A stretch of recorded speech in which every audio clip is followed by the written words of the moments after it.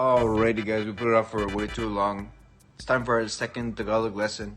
I'm probably not going to do all of these in a row, but today I decided that's going to be what our next video is. So today, thank you for tuning in. We're going to learn Tagalog like pronouns and conjugation, so you can kind of get started on your journey, whoever you are, learning Tagalog. You're going to learn your own vocabulary on your own, but we're going to kind of get started today so you have a good foundation. Let's go.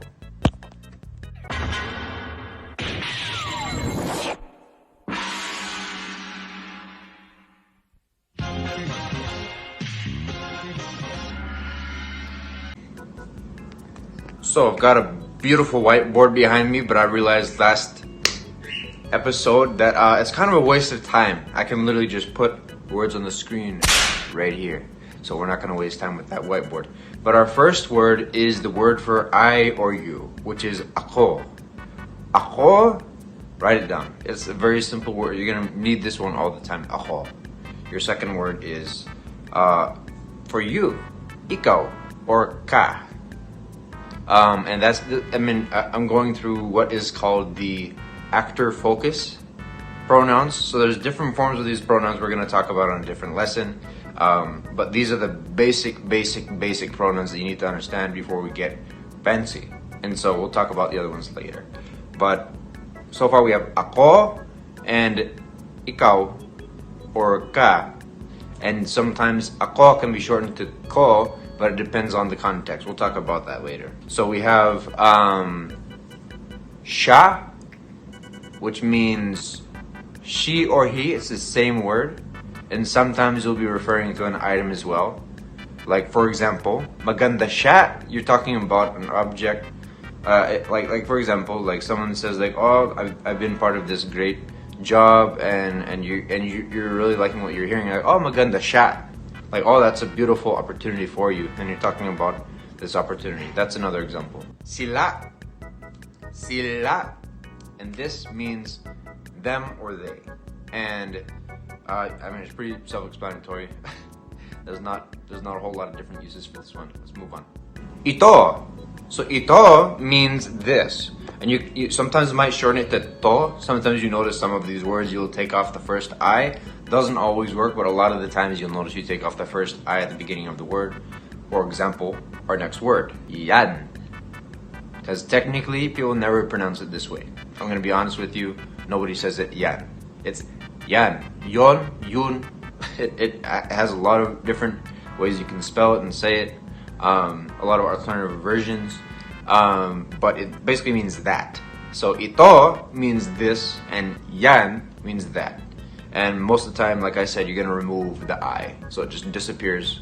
And a lot of times in a slang form of texting, you won't even use the Y. So a lot of the times you'll say UN, like it'll be spelled UN, like oh maganda yun, like just to shorten things up. But it's kind of not polite, so to only do that with your closer friends. Dito, this means here. Dito means here. Jan, and usually you'll spell it D-I-Y-A-N. However, most of the time people will ignore the I, so it's D-Y-A-N in colloquial texting. If you're texting your superior, or if you're writing a letter to your superior, you definitely want to use D-I-Y-A-N to sound more appropriate and impressive. But you want to ignore that I, like I said, Jan. Anong oras na dyan? That means, what time is it there? A common phrase because Filipinos have a lot of citizens who work abroad, and so people ask each other like, oh, what time is it in your country? Anong oras na dyan? What time is it there? Or some people might even just say, what time na there? It's kind of funny to me. But anyway, let's move on. Doon or dun, depending on who you ask. Doon means over there. So you're specifically talking about like a place that the speaker is not there and the listener is not there. It's like there's here, there's there where you are, and then there's over there. So there's a difference between Jan and Doon. But most people can also use Jan for this kind of there. So it's more of just like a fancy word to be specific about which kind of there you're talking about. Let's move on. Leave in the comments below if I'm moving too quickly, if I need to repeat words more, if you guys, if you want me to do the video a little bit differently. I'm just kind of doing this on the flow. There's no script here. I'm just doing it from the back of my head. So if there's any way that I can improve this video, please leave it in the comments, and don't forget to like, subscribe, and share. But let's finish the video. So now to our second part of our lovely video, how to conjugate. And this is, I'm not going to teach the form of conjugating because in the actor focus, which means that your sentence is focusing on the subject of the sentence, basically, there are two ways to conjugate a verb. So for example, present tense, past tense, future tense, how you decide like what form of the verb, like what time it is, what, like if I ran, if I'm running, or if I will run, that's called conjugating, if you're not familiar. But basically, I'll give you an example of the fundamental way to do this in Tagalog and a lot of other Filipino languages too. So the word mug is gonna be your best friend as far as conjugation goes. Mug, and sometimes nug. So I want you to practice saying that, because a lot of people will struggle with saying this for whatever reason. Like for example, the last lesson we had, magkano ito, which has a different meaning, but a lot of people can't make that GK sound magkano. It's just like magkano, you know. And but yeah, mug and nug. The past tense is nag. So for example, nagbasa.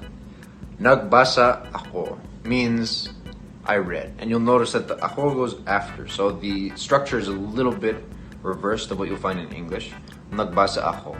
I mean, you can say ako nagbasa, but it's more polite, it's more like formal if you use it. Nagbasa ako.